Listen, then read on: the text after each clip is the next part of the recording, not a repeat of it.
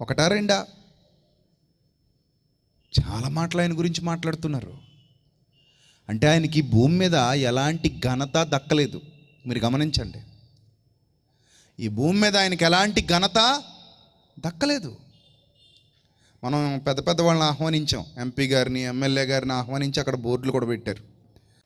MP గారు వచ్చేసారు అనుకుందాం, ఎమ్మెల్యే గారు వచ్చేసారు అనుకుందాం.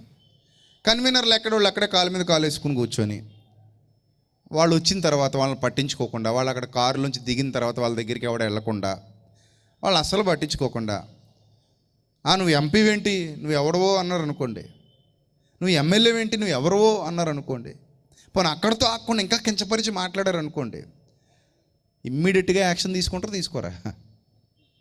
ఇమ్మీడియట్గా మళ్ళీ నో డౌట్ అందులో. ఎందుకంటే మా గౌరవం తగ్గింది అనేసరికి ఎవరికైనా సరే ఏమొచ్చేస్తుంది? కోపం వచ్చేస్తుంది. వాస్తవానికి ప్రభు అధికారంతో పోల్చుకుంటే భూమి మీద ఉన్న అధికారుల అధికారం గొప్పదా తక్కువ? చెప్పండి, గొప్పదా తక్కువ? చాలా తక్కువ అండి, చాలా తక్కువ. ఇవన్నీ 5 ఏళ్ళు ఉండే అధికారాలు, 5 ఏళ్ల తర్వాత గ్యారంటీ లేని అధికారాలు. కానీ ప్రభువుది సర్వాధికారం, శాశ్వత కాల అధికారం.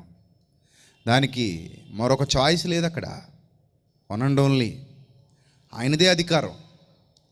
కలిగి ఉన్నది ఏది ఆయన లేకుండా కలగలేదు. సమస్తము ఎరిగినవాడు ఆయన, సమస్తము తెలిసినవాడు ఆయన.